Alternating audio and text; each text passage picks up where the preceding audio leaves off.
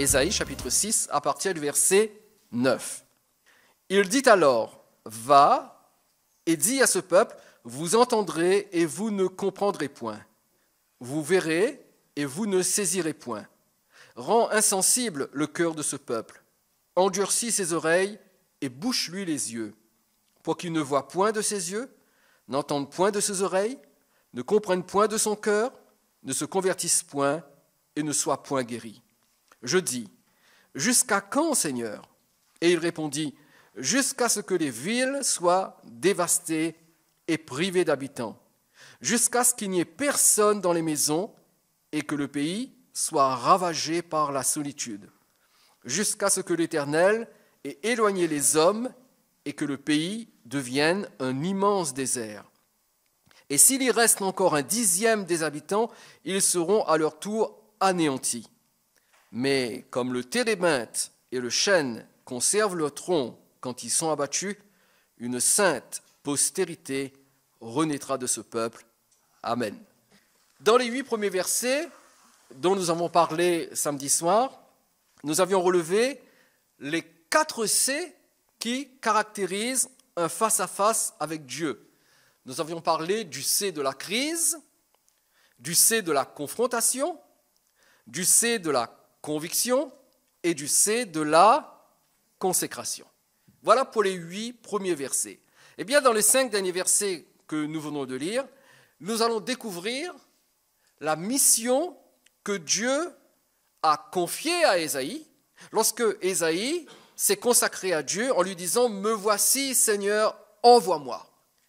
Et devant la consécration d'Ésaïe, Dieu va lui donner un ordre de mission. Et voyez-vous, Ésaïe va être choqué de découvrir la sévérité du message dont il va être le porteur. Un face-à-face avec Dieu n'est pas une séance de bien-être. Le bien-être peut venir après, mais l'effet immédiat d'un face-à-face avec Dieu, c'est un véritable choc. Cela peut réduire à néant notre ego, nos conceptions, notre façon de voir les choses, de comprendre les choses. Et ici, Ésaïe va être littéralement mis par terre par le Seigneur. Il va être choqué, et ce choc est provoqué premièrement par la nature, deuxièmement par l'étendue de sa mission. Parlons tout d'abord de la nature de la mission d'Ésaïe. Nous voyons cela dans les versets 9 et 10 que j'aimerais reprendre avec vous. Peut-être qu'Ésaïe s'attendait à ce que Dieu lui demande de décrire ce qu'il avait vu dans sa vision. Peut-être qu'Ésaïe pensait que Dieu allait lui dire de décrire l'extraordinaire face-à-face qu'il avait eu avec le Seigneur, comment il avait vu la gloire de Dieu, comment il avait vu les séraphins, comment il avait entendu la voix des séraphins, la voix de Dieu. Bref, peut-être qu'Ésaïe pensait qu'il était amené dans son message, dans sa mission, à décrire son expérience de rencontre avec Dieu. Cependant, le contenu du message que Dieu lui demande d'apporter est totalement différent. Pour résumer, Dieu décide ou décrète un endurcissement spirituel de tout le peuple de Juda, de tout le royaume de Juda, ce qui aura pour conséquence un exil national qui va durer 70 ans, et vous trouverez cela dans Jérémie, chapitre 29, verset 10. Et cet endurcissement que Dieu décrète pour le royaume de Juda est décrit en des termes extrêmement sévères que je voudrais repasser avec vous rapidement. Premièrement, Dieu dit, lorsque tu parleras au peuple, dis-lui, vous entendrez et vous ne comprendrez point. Deuxièmement, vous verrez et vous ne saisirez point. Rends insensible le cœur de ce peuple. Endurcis ses oreilles, bouche-lui les yeux, pour qu'il ne voie point de ses yeux, n'entende point de ses oreilles, ne comprenne point de son cœur, ne se convertisse point et ne soit point guéri. Ne trouvez-vous pas que ces paroles sont extrêmement sévères ? Des paroles très négatives. Dieu décrète une incapacité de voir, une incapacité d'entendre et une incapacité de comprendre son appel au salut. Et le plus terrible, c'est que c'est Ésaïe qui doit le faire, parce qu'au verset 10, Dieu dit « Rends insensible le cœur de ce peuple ». C'est Ésaïe qui devait le faire. C'est lui qui, par son message, devait rendre insensible le cœur du peuple. Et Ésaïe doit provoquer cet endurcissement de Juda, non pas en retenant ou en cachant la vérité, mais en proclamant la vérité. Et en substance, Dieu dit à son prophète, parce que le peuple refuse de m'écouter quand je l'appelle clairement à revenir à moi dans la repentance, eh bien parce qu'il refuse de m'écouter, je te charge, toi Ésaïe, de continuer à proclamer cet appel à la repentance. Seulement à partir de maintenant, le peuple de Juda ne comprendra plus ce que tu dis. Il l'a compris, il a refusé de répondre, maintenant il va continuer d'entendre, mais il ne comprendra plus et il s'endurcira de plus en plus. Et parce qu'il a rejeté ton message, alors il va s'endurcir de plus en plus et ton message de salut va appeler sur eux le jugement en raison de leur endurcissement. Notez bien cette dernière partie. Ton message de salut va appeler sur eux le jugement en raison de l'endurcissement de leur cœur. Et Ésaïe doit prononcer l'endurcissement spirituel d'individus que Dieu ne cesse pas d'appeler au salut. Et il y a là un vrai paradoxe qui est totalement insupportable pour Ésaïe. Dieu dit, tu vas prêcher le salut, mais ce salut va amener le jugement, et le cœur de ce peuple va être de plus en plus endurci, et ce peuple va être rejeté quand bien même tu lui prêches un message de salut. Mais Ésaïe n'est pas au bout de ses surprises, parce qu'après avoir découvert la nature de sa mission, il va découvrir, deuxièmement, l'étendue de sa mission. Et l'étendue de sa mission, nous le voyons dans les versets 11 à 13. Alors non seulement son message de salut allait provoquer le jugement du royaume de Juda, mais le peuple auquel Ésaïe allait s'adresser allait demeurer totalement insensible à sa prédication. Et Dieu va faire quelque chose de particulier. Il va faire comprendre à Ésaïe que la désobéissance du peuple de Juda allait se poursuivre, et c'est la raison pour laquelle il allait décréter donc un endurcissement spirituel et judiciaire d'une ampleur nationale qui résulterait dans l'application du jugement divin, à savoir l'exil.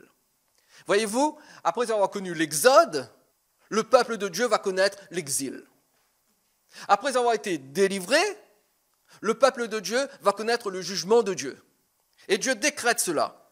Il va envoyer le royaume de Juda en exil. Et donc Ésaïe comprend que Dieu juge son peuple.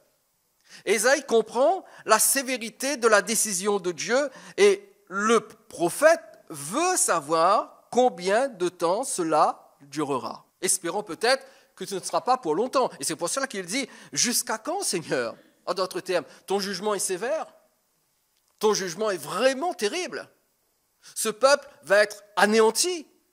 Tu vas le juger, tu vas le châtier. Alors, Seigneur, jusqu'à quand vas-tu exercer ton jugement? Jusqu'à quand vas-tu appliquer le châtiment à ton peuple? Et la réponse de Dieu est le second choc auquel Ésaïe doit faire face. Jusqu'à la destruction totale du pays. Jusqu'à quand, Seigneur? Jusqu'à ce que le pays soit entièrement anéanti. Et encore une fois, j'aimerais relever avec vous la sévérité des termes employés. Jusqu'à ce que les villes soient dévastées.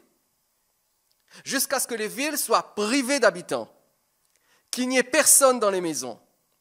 Que le pays soit ravagé par la solitude.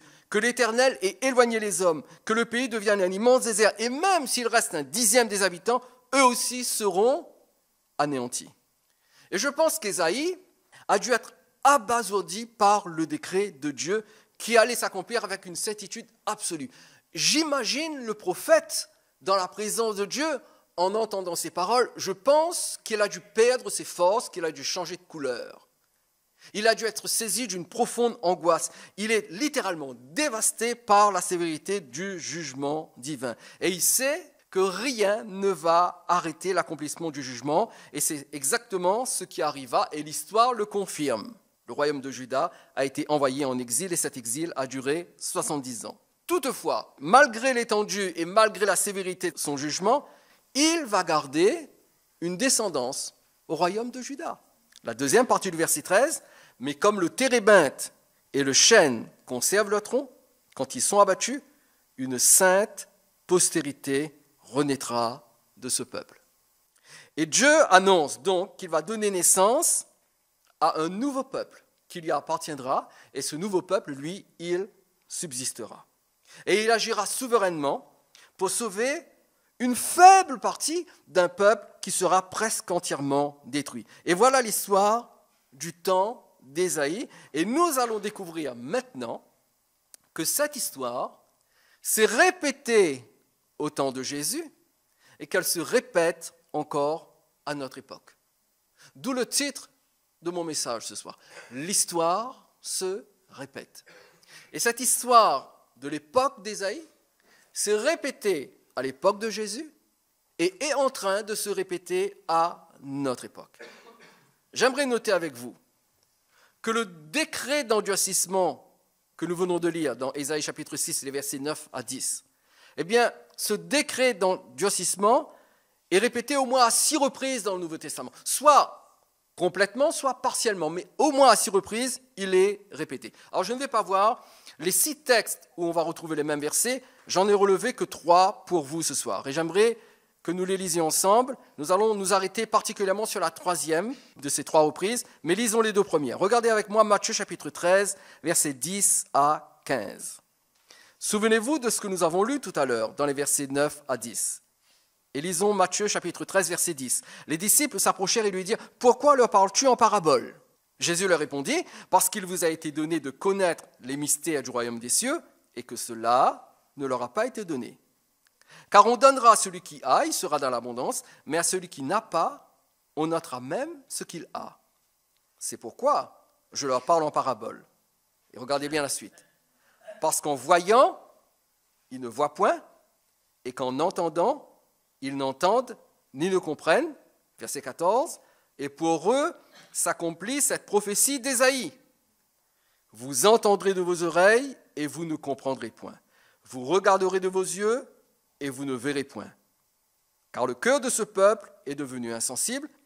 Ils ont endurci leurs oreilles, ils ont fermé leurs yeux, de peur qu'ils ne voient de leurs yeux, qu'ils n'entendent de leurs oreilles, qu'ils ne comprennent de leur cœur, qu'ils ne se convertissent et que je ne les guérisse. » Avez-vous reconnu ici la citation d'Ésaïe?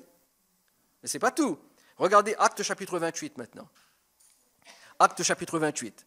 Je vous l'ai dit tout à l'heure, au moins à 6 reprises, les mêmes paroles apparaissent dans le Nouveau Testament. Ce n'est pas un hasard, ça veut dire que ces paroles ont un rôle très particulier à jouer. Actes chapitre 28. À la fin du livre des Actes, lorsque Paul est à Rome, à partir du verset 24, les uns furent persuadés par ce qu'il disait, et les autres ne crurent point. Comme ils se retiraient en désaccord, Paul n'ajouta que ces mots. C'est avec raison que le Saint-Esprit, parlant à vos pères, par le prophète Ésaïe, a dit, va vers ce peuple et dis, vous entendrez de vos oreilles et vous ne comprendrez point.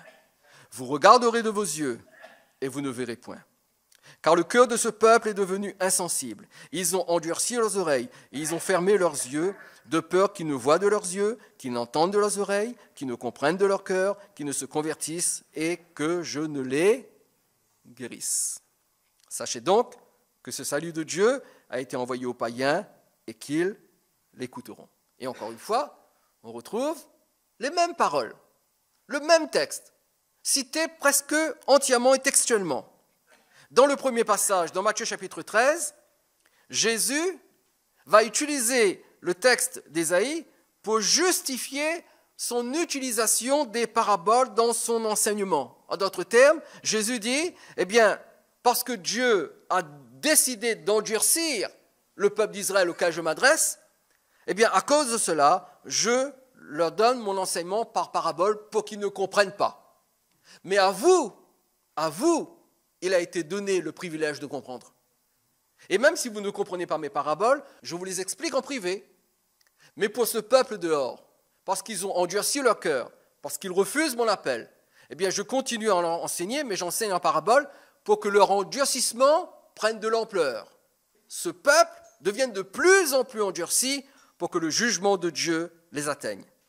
Dans le second passage, acte 28, Paul se sert de la prophétie d'Ésaïe pour justifier l'orientation de son ministère vers les païens. En d'autres termes, Paul prenait soin d'abord de prêcher l'évangile aux Juifs. Et là, il leur dit, puisque vous refusez l'évangile, à partir de maintenant, je me tourne vers les païens. C'est à eux que je vais annoncer l'évangile, et à vous, il vous arrive ce qu'a dit le prophète Ésaïe, et il cite ce fameux texte, parce que les Juifs, majoritairement, les Juifs ont refusé l'évangile. Ça, ce sont les deux textes. Mais il y en a un troisième que j'aimerais lire avec vous, et sur lequel nous allons rester jusqu'à la fin de notre message. C'est le texte le plus préoccupant, le plus inquiétant, parce que non seulement c'est un texte qui concerne l'époque de Jésus, mais c'est un texte qui décrit ce qui se passe à notre époque aujourd'hui. Et ce texte, nous le trouvons dans Jean chapitre 12, si vous voulez lire avec moi. Jean chapitre 12, à partir du verset 35. Mais nous allons le lire en deux parties. Il y a beaucoup de choses à dire sur ce texte. Jean chapitre 12, du verset 35 au verset 43. Il y a beaucoup de choses, mais je vais m'en tenir à deux vérités. Combien de vérités? Deux vérités. Première vérité. L'ultime appel de Jésus à croire en lui. L'ultime appel de Jésus à croire en lui. C'est-à-dire le tout dernier appel que Jésus adresse à Israël pour qu'Israël croie en lui. Et nous trouvons ça dans les versets 35 et 36. Jésus leur dit, « La lumière est encore pour un peu de temps au milieu de vous. Marchez pendant que vous avez la lumière, afin que les ténèbres ne vous surprennent point. Celui qui marche dans les ténèbres ne sait où il va. Pendant que vous avez la lumière, croyez en la lumière, afin que vous soyez des enfants de lumière. » Jésus dit ces choses, puis il s'en alla et se cacha loin d'eux. Qu'est-ce qui se passe ici? Tout d'abord, au verset 35, Jésus annonce aux Juifs sa mort prochaine. Il leur dit, avec d'autres mots bien sûr, mais il leur dit que bientôt il va mourir et sa mort, le fait qu'il quitte la scène terrestre, va mettre fin à la lumière spirituelle qu'il est venu amener au peuple d'Israël. C'est pour ça qu'il dit, la lumière est encore pour un peu de temps au milieu de vous. En d'autres termes, bientôt cette lumière va s'éteindre. Et la lumière s'est éteinte lorsque Jésus est mort à la croix de Golgotha.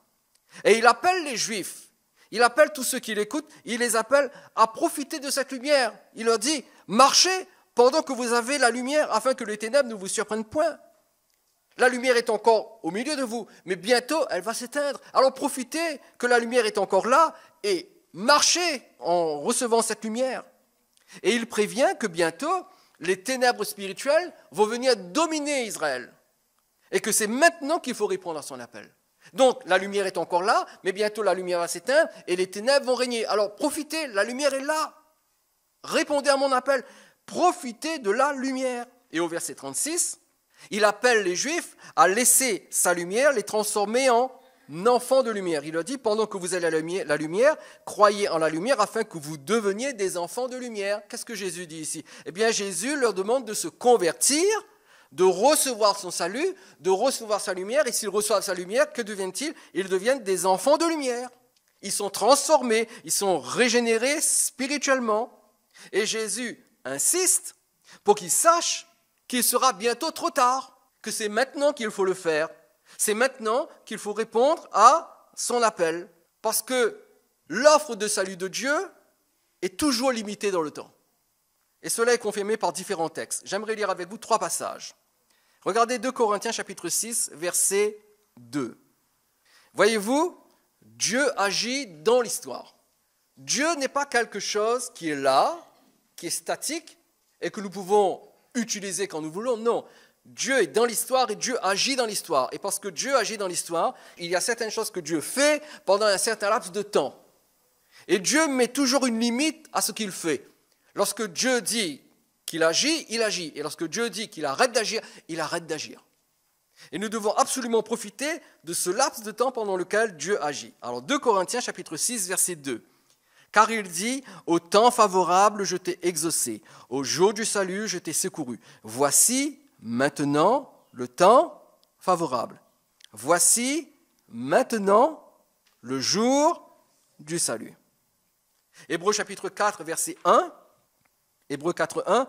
Craignons donc, tandis que la promesse d'entrer dans son repos subsiste encore, qu'aucun de vous ne paraisse être venu trop tard.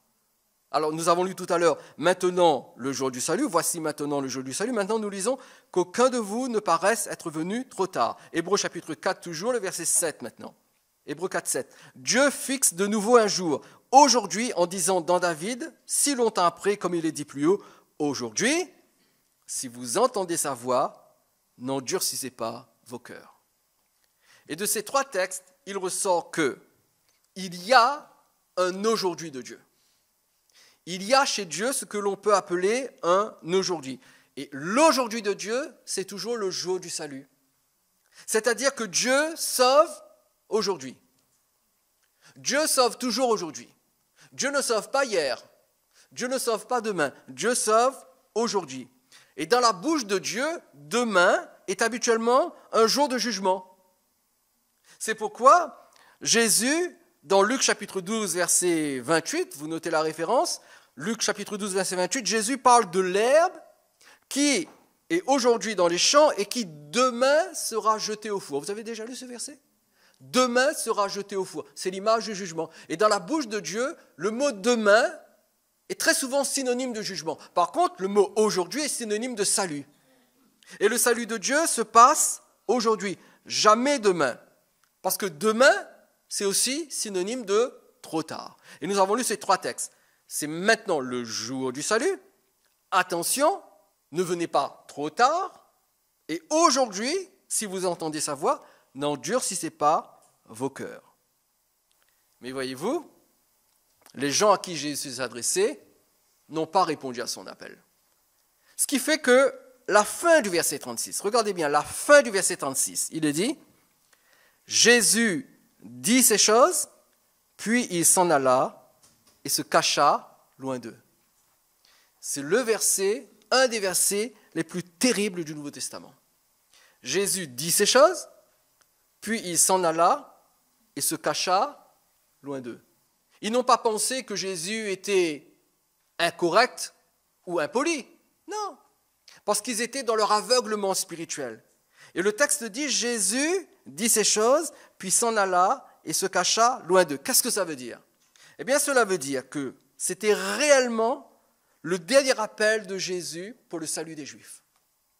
Et son appel était tellement le dernier appel que juste après ces paroles, Jésus s'est caché. Et les Juifs ne l'ont plus vu. Ils ne l'ont plus trouvé. Ils ne l'ont plus entendu. Jésus s'est caché loin d'eux. Et Jésus ici ne fait que mettre en action la mise en garde qu'ils viennent leur faire. Ils viennent leur dire, attendez, la lumière est encore au milieu de vous. Répondez à son appel. Venez, marchez à la lumière, devenez des enfants de lumière maintenant. Et parce qu'ils n'ont pas obéi à son appel maintenant, qu'a fait Jésus ? Il s'est caché loin d'eux. Immédiatement. Il n'a pas attendu. Il ne leur a pas donné le temps. Il leur a dit, venez maintenant. Ils ne sont pas venus. C'est lui qui est parti. C'est lui qui s'est caché. Et Jésus l'avait annoncé également dans Jean chapitre 8, verset 21.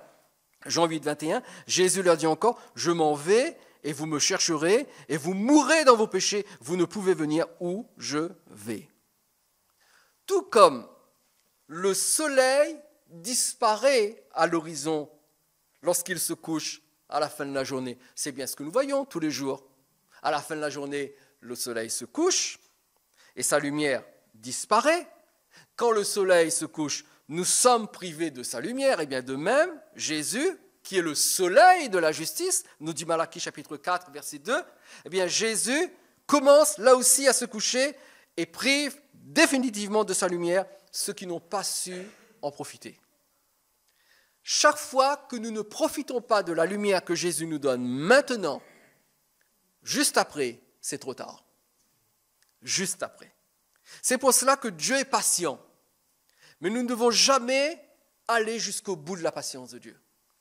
Parce qu'une fois que Dieu ferme la porte du salut, elle est fermée pour toujours. Dieu ne ferme jamais une porte pour l'ouvrir de nouveau. Ou il ouvre, ou il ferme. Quand il ferme pour de bon. Et la grâce est une porte qui est ouverte maintenant, mais demain, elle sera fermée. Et la grâce était ouverte pour les Juifs pendant que Jésus était avec eux, pendant que Jésus leur parlait, mais juste après leur avoir parlé, cette porte s'est refermée et il était trop tard pour eux.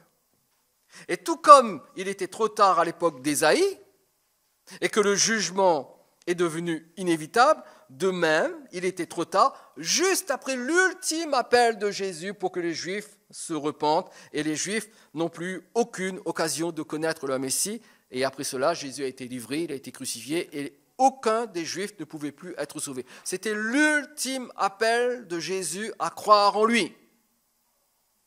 Deuxième vérité, l'incrédulité et le compromis. Regardez avec moi à partir du verset 37.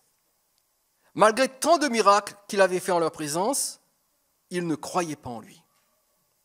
Afin que s'accomplisse la parole qu'Ésaïe le prophète a prononcée. Seigneur, qui a cru à notre prédication et à qui le bras du Seigneur a-t-il été révélé? Aussi ne pouvait-il croire parce que Ésaïe a dit encore. Et là, nous allons retrouver le fameux texte que nous avons lu tout à l'heure. Il a aveuglé leurs yeux et il a endurci leur cœur, de peur qu'ils ne voient des yeux, qu'ils ne comprennent du cœur, qu'ils ne se convertissent et que je ne les guérisse. Ésaïe dit ces choses lorsqu'il vit sa gloire et qu'il parla de lui. Cependant, même parmi les chefs, plusieurs crurent en lui. Mais à cause des pharisiens, ils n'en faisaient pas l'aveu dans la crainte d'être exclus de la synagogue, car ils aimaient la gloire des hommes plus que la gloire de Dieu. Et dans ce texte, dans cette portion, ces versets que nous venons de lire, nous avons l'explication de pourquoi Jésus s'en alla et se cacha loin d'eux. Pourquoi est-ce que Jésus s'est caché loin d'eux, laissant la nation entière subir le jugement de Dieu et que ce jugement atteint son paroxysme lorsque les armées romaines sont venues détruire Jérusalem et son temple en l'an 70? Eh bien, la raison tient en deux mots. Jésus s'est caché loin d'eux à cause de leur incrédulité et à cause de leur compromis. Et dans ce texte, nous avons la description de ce qui se passe aujourd'hui dans notre monde. Dans notre monde aujourd'hui, il y a deux péchés majeurs. Un péché qui concerne les non-chrétiens et un péché qui concerne les chrétiens. Le péché des non-chrétiens, c'est l'incrédulité. L'incrédulité, c'est le refus de croire. Et le péché qui concerne l'Église, c'est le compromis. Parlons tout d'abord de l'incrédulité. L'incrédulité, nous le voyons, il est clairement exprimé dans le verset 37. Malgré tant de miracles qu'il avait fait en leur présence, ils ne croyaient pas en lui. Jésus a eu beau guérir des malades, il a eu beau faire des miracles, ils ne croyaient pas en Jésus. Vous savez, quelquefois on se dit, mais oui, mais si Dieu envoie un grand réveil de guérison, les gens croiront en grande quantité. C'est pas sûr. C'est pas sûr. Dans les évangiles, Jésus a guéri beaucoup de malades et pourtant, beaucoup ne croyaient pas en lui, malgré les miracles qu'il accomplissait. Pourquoi? Parce que l'aveuglement était déjà dans leur cœur. Et cette incrédulité a été prophétisée par Ésaïe. Au verset 38, afin que s'accomplisse la parole qu'Ésaïe le prophète a prononcée, « Seigneur, qui a cru à notre prédication et à qui le bras du Seigneur a-t-il été révélé ?» Ces paroles viennent de Ésaïe chapitre 53 et c'est le verset 1er. L'apôtre Jean va les citer pour expliquer l'incrédulité. Ensuite, au verset 40, il va citer Ésaïe chapitre 6, verset 10, que nous avons lu tout à l'heure. Il a aveuglé leurs yeux, il a endurci leur cœur, de peur qu'ils ne voient des yeux, qu'ils ne comprennent du cœur, qu'ils ne se convertissent et que je ne les guérisse. Il y a une chose dont nous devons nous souvenir, et c'est important de le savoir. Sachez-le pour vous, bien sûr, mais sachez-le pour les gens que vous fréquentez, les gens à qui vous rendez témoignage. Quand quelqu'un s'obstine à refuser de croire, qu'est-ce qui se passe? Eh bien, le jugement de Dieu vient sur lui et ce jugement se manifeste par une incapacité définitive à croire. C'est la raison pour laquelle, lorsque vous partagez votre témoignage, lorsque vous parlez de l'évangile autour de vous, et que vous parlez de l'évangile à la même personne qui s'obstine et qui refuse de croire, vous verrez qu'à un moment donné, ce sera inutile de continuer de parler, parce que cette personne, par son obstination, se sera tellement endurcie qu'elle ne pourra plus jamais croire. Alors vous allez me dire, oui, mais quand est-ce que je veux le savoir? Difficile de répondre à cette question. Il faut continuer, il faut persévérer, il faut rendre témoignage, mais à un moment donné, vous le saurez, alors que vous priez pour la personne.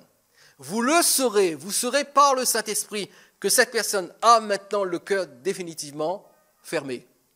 Et quand le cœur d'une personne est définitivement fermé, que faut-il faire? Plus rien. Plus rien. Vous ne pouvez plus rien faire pour elle parce qu'elle s'est obstinée à refuser de croire. Et l'histoire se répète. Devant le refus de croire, Dieu endurci le cœur. Il l'a fait du temps d'Ésaïe, il l'a fait du temps de Jésus, et il le fait à notre époque. Et je vous dis ces choses, non pas pour vous décourager, non pas pour vous empêcher de rendre témoignage, parce qu'il faut le faire, mais je vous le dis pour que vous soyez prévenus. Il y a un moment donné dans la vie d'une personne où son cœur s'est tellement endurci qu'elle refuse l'évangile, et parce qu'elle s'est tellement endurcie, Dieu a prononcé le jugement. Elle est endurcie pour toujours. Je sais que c'est dur à accepter, c'est une vérité qui est dure à intégrer, mais c'était l'exacte vérité. Il y a des gens qui ont franchi la limite de la patience de Dieu. Et quelquefois, je dis bien quelquefois, il faut savoir quand il faut arrêter de témoigner. Il y a un moment pour témoigner. Il y a un moment où il faut arrêter de témoigner. Je sais que ce n'est pas ce qu'on a envie d'entendre à l'église. On a envie que le pasteur dise « témoignez, témoignez, témoignez ». Et je vous dis « témoignez, témoignez ». Mais soyez sensibles au Saint-Esprit. Il y a un moment où la personne a franchi la limite. Et quand c'est comme cela, comment vous le saurez ? Eh bien, vous le saurez par l'attitude de la personne. La personne va devenir de plus en plus dure avec vous. Sa résistance va être encore plus forte que d'habitude. Elle peut devenir tellement sévère que cela peut même ressembler à une forme de violence. Elle va vous agresser. Elle va vous agresser verbalement. Elle peut même vous agresser physiquement. Le verset 41, vous l'avez lu avec moi, précise que lorsqu'Ésaïe a eu son face-à-face avec Dieu, c'est le Christ qu'il a vu dans sa gloire céleste, parce que Ésaïe dit ces choses lorsqu'il vit sa gloire et qu'il parle de lui. Et enfin, deuxièmement, le compromis. Le compromis. Le compromis se trouve dans le verset 42. Cependant, parmi les chefs, plusieurs crurent en lui. Mais à cause des pharisiens, ils n'en faisaient pas l'aveu dans la crainte d'être exclus de la synagogue. Verset 43, car ils aimaient la gloire des hommes plus que la gloire de Dieu. Et dans ce verset, nous n'avons pas une description d'incrédulité, parce qu'il est question d'individus qui croient. Mais nous avons une description du compromis. Qu'est-ce que c'est que le compromis ? Eh bien, le compromis, ici, dans ce texte, consiste à croire, mais à refuser d'agir selon ce que l'on prétend croire par crainte des résultats indésirables. Et dans le cas de ces Juifs, ils avaient la crainte d'être exclus de la synagogue. Or, ce compromis ou cette crainte était motivé par une raison plus honteuse encore. Verset 43, car ils aimaient la gloire des hommes plus que la gloire de Dieu. L'attachement aux privilèges religieux et sociaux était plus fort que la foi. Il est question de chefs ici, vous l'avez lu avec moi, verset 42, les chefs. Plusieurs chefs avaient cru en lui. Mais ils ont fait passer leur statut de VIP dans la synagogue avant la foi qui était née dans leur cœur. Pourquoi ? Parce que la gloire des hommes, c'est-à-dire les honneurs humains, les honneurs religieux, avaient plus d'importance pour eux que la gloire de Dieu. Et c'est exactement ce qui se passe aujourd'hui. Il y a des chrétiens qui aiment plus la gloire des hommes que la gloire de Dieu. Et parce que la gloire des hommes est plus importante pour eux, ils sont prêts à se compromettre, à compromettre leur foi, à ne pas agir en fonction de ce que Jésus dit, mais agir en fonction de ce qui va les arranger dans leur position religieuse et dans leur position sociale. Quand quelqu'un entend la vérité, mais qu'il s'endurcit dans une religion où l'erreur domine, que fait-il ? Il fait passer la gloire des hommes avant la gloire de Dieu. Si quelqu'un entend l'évangile et il reste dans un milieu dit chrétien, mais qui corrompt l'évangile, et qu'il préfère rester dans son milieu-là, qui corrompt l'évangile, parce qu'il a ses amis, parce qu'il a sa position, parce qu'il est accueilli, parce qu'il a une tâche, etc., que fait-il ? Il préfère la gloire des hommes à la gloire de Dieu. Il fait passer les honneurs humains avant l'honneur de Dieu et la pureté de l'évangile. Donc, en raison de l'incrédulité et du compromis, le jugement est tombé. Je reprends le verset 36. Jésus s'en alla et se cacha loin d'eux. Et l'histoire se répète encore aujourd'hui. D'un côté, il y a ceux qui s'endurcissent et qui refusent l'évangile, quoi que l'on puisse dire, quoi que l'on fasse. Ils refusent l'évangile et cette obstination à l'incrédulité va produire davantage d'incrédulité et finalement, le jugement de Dieu tombe, c'est fini, la porte est fermée. La porte est fermée. La porte de la grâce, la porte du salut est fermée. Et vous allez vous rendre compte que vous priez pour certaines personnes et à un moment donné, vous n'arrivez plus à prier pour cette personne. Vous priez pour une personne, vous priez pour son salut, et puis le temps passe, et à un moment donné, alors que vous essayez de prier pour elle, vous sentez que le ciel reste fermé, qu'il est difficile pour vous de prier. En fait, vous n'avez plus envie de prier pour cette personne. Et quand vous priez pour elle, vous avez l'impression que vous faites quelque chose en trop et que vous forcez le passage et qu'il y a une résistance spirituelle. Pourquoi ? Parce que cette personne a dépassé les limites de la patience de Dieu. Et quand vous ne devez plus prier pour une personne, vous savez ce qu'il faut faire ? Il faut arrêter de prier pour cette personne. Nous avons un exemple dans l'Ancien Testament. Le prophète qui priait pour une personne, je crois que c'est Samuel qui priait pour le roi Saül, et Dieu lui a dit, arrête de prier. Arrête de prier. Je l'ai rejeté. Arrête de prier. Je l'ai rejeté. Et il y a des moments où Dieu rejette une personne parce que cette personne s'est tellement endurcie que ce n'est plus possible de prier pour elle. Donc il faut arrêter. Et vous allez le sentir. Et quand vous le sentez, quand vous avez le témoignage et la confirmation du Saint-Esprit qu'il faut arrêter de prier pour tel individu, arrêtez. Parce que si vous continuez de prier pour un individu pour lequel vous ne devez plus prier sous la conduite du Saint-Esprit, alors, qu'est-ce que vous faites ? Vous attristez l'Esprit de Dieu. Parce que l'Esprit de Dieu veut que vous arrêtiez de prier pour cette personne. Maintenant, comprenez-moi bien, ce n'est pas à vous de décider. Vous aurez le témoignage du Saint-Esprit. Donc, d'un côté, il y a l'incrédulité, ceux qui refusent, ceux qui s'obstinent, et pour eux, c'est trop tard. Il m'arrive, quelquefois, d'être en présence de certaines personnes et de savoir que pour eux, c'est déjà trop tard. Je ne le dis pas, mais il m'arrive de le savoir. Et d'un autre côté, il y a ceux qui compromettent le peu de foi qu'ils ont en acceptant ce qui n'est pas conforme à l'Évangile parce qu'ils préfèrent la gloire des hommes à la gloire de Dieu. C'est simple. Quelqu'un qui entend le message du salut, qui entend le pur Évangile, et qui reste dans un milieu où l'évangile est compromis sous quelque forme que ce soit, sous la forme de pratique, sous la forme de rituel, sous la forme de doctrine, s'il reste dans ce milieu, que fait-il ? Il se compromet. Et voyez-vous, si je vous parle de ces choses, c'est parce que le compromis est extrêmement dangereux. Nous avons trop tendance à croire que le compromis, le bon Dieu passe dessus. Le bon Dieu connaît. Il s'accommode. Non, Dieu ne s'accommode pas du compromis. Vous connaissez ce qu'on dit ? La vérité a une seule couleur. Exactement. Eh bien, c'est pareil pour la vérité de l'Évangile. Il y a un seul Évangile. Il n'y a pas deux Évangiles. Il y a un seul Évangile. Et lorsqu'on s'acoquine avec un autre Évangile que l'Évangile de Jésus, on se compromet.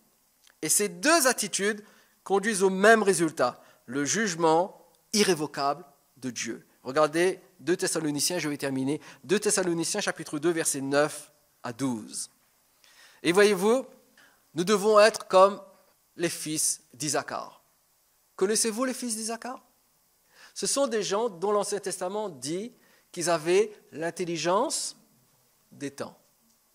Et aujourd'hui, dans l'Église, nous devons être comme les fils d'Isaacar. Nous devons comprendre ce qui se passe en ce moment. Voyez-vous, l'histoire se répète. Dieu est dans l'histoire. Dieu n'est pas statique. Dieu n'est pas un monument que l'on peut utiliser à sa guise. Non, Dieu est dans l'histoire et Dieu agit dans l'histoire et l'histoire se répète. Et à quel moment de l'histoire sommes-nous aujourd'hui ? Eh bien, nous sommes à un moment de l'histoire où, d'une part, les gens s'endurcissent dans l'incrédulité et d'autre part, une grande partie de l'Église se compromet. Et s'il y a eu une époque où il y a eu des compromis dangereux, c'est bien notre époque. Il n'y a pas eu d'époque dans l'histoire de l'Église où il y a eu davantage de compromis qu'à notre époque. Regardez 2 Thessaloniciens, chapitre 2, versets 9 à 12. L'apôtre Paul parle de l'apparition de cet impie. se fera par la puissance de Satan, avec toutes sortes de miracles, de signes et de prodiges mensongers. Écoutez bien ce que je veux vous dire. Aujourd'hui, dans une bonne partie de l'Église, il y a des miracles, des signes et des prodiges mensongers. C'est déjà là. Ça ne va pas venir. C'est déjà là. Comment est-ce que nous savons que c'est déjà là? Parce que ces signes, ces miracles et ces prodiges mensongers ne sont pas accomplis dans le nom de Jésus, par la sainteté de Jésus et par soumission à Jésus, mais sont accomplis en faisant appel à des techniques qui viennent de l'ésotérisme, du mysticisme et des religions orientales. Et c'est dans l'Église aujourd'hui. Et avec toutes les séductions, verset 10, et avec toutes les séductions de l'iniquité pour ceux qui périssent parce qu'ils n'ont pas reçu l'amour de la vérité pour être sauvés. Aussi, Dieu leur envoie une puissance d'égarement pour qu'ils croient au mensonge. Vous voyez bien, Dieu, quand les gens sont séduits, que fait Dieu? Quand les gens sont séduits, Dieu leur envoie une puissance d'égarement pour qu'ils croient au mensonge. Nous croyons que quand les gens sont séduits, eh bien Dieu leur envoie la lumière pour qu'ils voient qu'ils sont séduits. Non.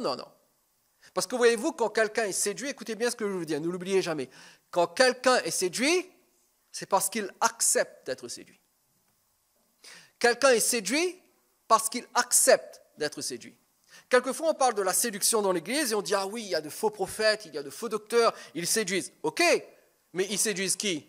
Ils séduisent ceux qui acceptent d'être séduits. Donc, ceux qui acceptent d'être séduits sont aussi coupables que ceux qui séduisent. Et que fait Dieu? Il leur envoie une puissance d'égarement pour qu'ils croient au mensonge. C'est la raison pour laquelle aujourd'hui, quand certaines églises font des choses qui ne sont pas conformes à la parole de Dieu, si vous les observez attentivement, vous verrez que ces mêmes églises s'enfoncent.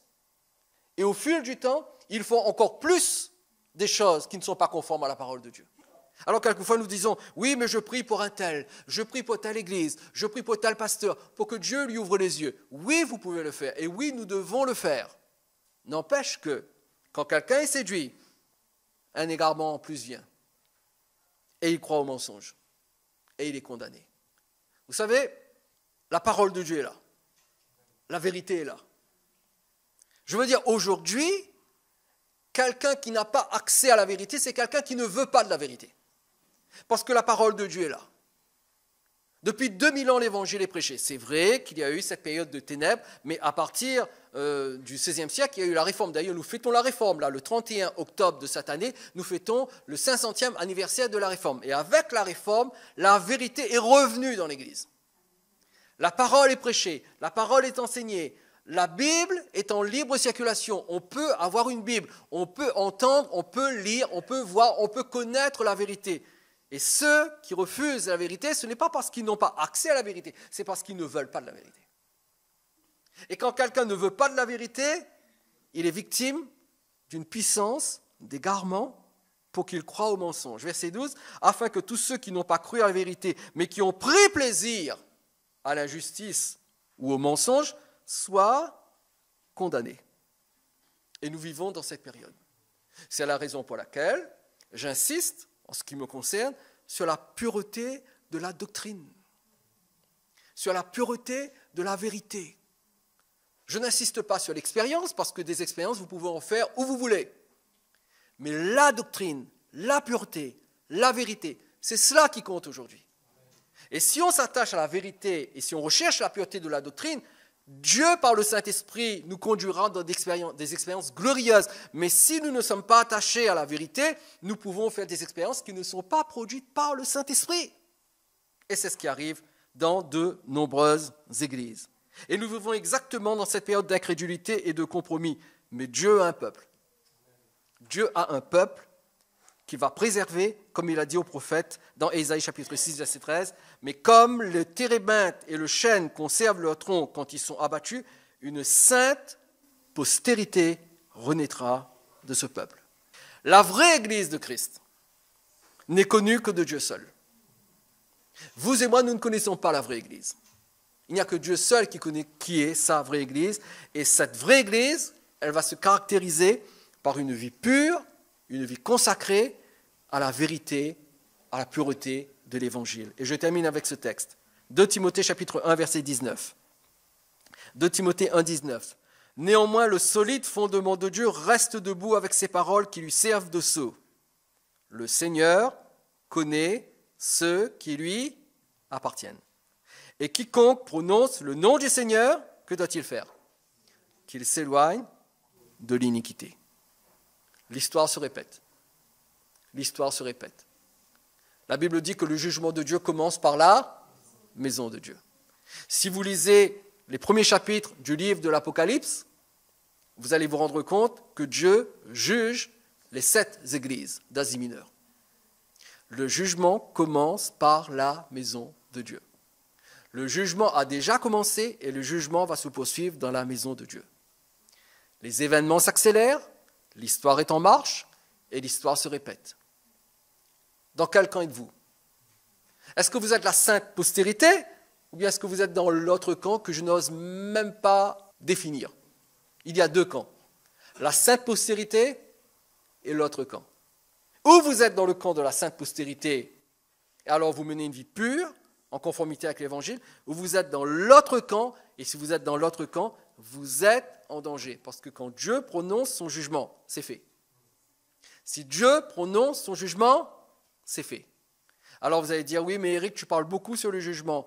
Non, je ne parle pas beaucoup sur le jugement. C'est la Bible qui parle beaucoup sur le jugement.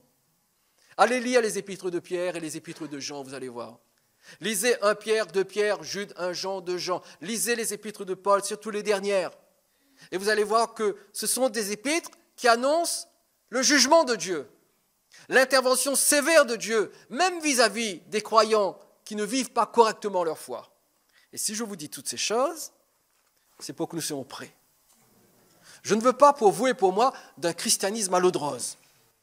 Je ne veux pas d'un christianisme où on expérimente une fausse sécurité. Je veux une sécurité qui soit authentique, qui soit vraie. Parce que de plus en plus, la déception, la séduction, la tromperie se répand dans l'Église. Et je le répète, d'ailleurs c'est Jésus qui le dit, il y a beaucoup d'appelés, mais il y a peu d'élus. Et quand je dis ça, je ne suis pas en train de dire que les seuls élus sont à libre accès. Absolument pas. Il y a plein d'élus dans l'île de la Réunion. Il y a des élus. Il y a des hommes et des femmes qui connaissent le Seigneur. D'ailleurs, je vais vous dire quelque chose. Je ne crois pas que nous sommes arrivés à une époque où nous allons faire de la grande évangélisation pour que des masses se convertissent. Je crois que nous sommes arrivés à une époque où les brebis de Jésus qui se sont égarées parce qu'elles ont été blessées, déçues, ces brebis-là vont revenir à la maison. Elles vont rentrer à la bergerie. Et je crois que Libre Accès existe pour cela. Je crois que Libre Accès existe pour cela. Pour que des chrétiens qui se sont égarés, qui sont restés seuls chez eux, qui étaient sans église, sans enseignement, sans communion fraternelle, qui étaient des blessés de guerre, que ces brebis-là reviennent au Seigneur. Parce que le temps est court. Le son de la trompette commence déjà à résonner. Le roi revient bientôt. Amen. Jésus revient bientôt. Il ne s'agit pas pour nous de faire la politique de l'autruche, de mettre notre tête dans la terre et de ne plus rien faire. Non, non, travaillons, soyons actifs. Mais veillons sur notre façon de vivre parce que l'histoire se répète. L'histoire se répète. Dieu est à l'œuvre. Dieu est en train de choisir son peuple, de préparer son peuple, d'affiner son peuple. Il est en train d'émonder son peuple. Il coupe les branches qui sont en trop. Alors attendez-vous à ce que Dieu agisse dans votre vie, comme il a agi dans la vie d'Ésaïe. Attendez-vous à ce que Dieu coupe ce qui est en trop dans votre vie. Et quand Dieu coupe, ça fait mal. Il va couper. Il va vous purifier, il va vous inonder, parce qu'il veut se préparer à un peuple qui soit pur et qui soit debout lorsqu'il reviendra. Amen. Prions. Seigneur, nous voulons être prêts lorsque tu reviendras.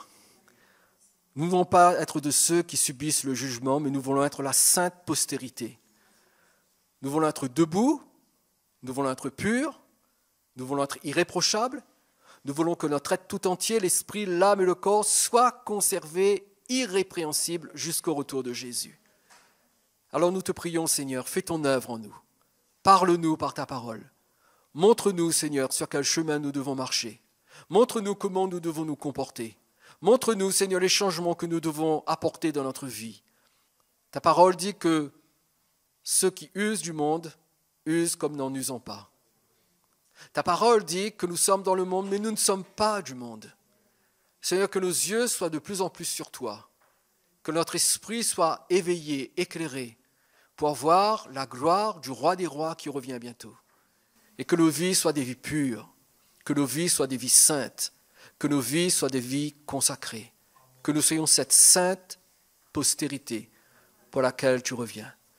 Alors nous te prions ce soir, Seigneur, émonde nos vies, purifie nos vies.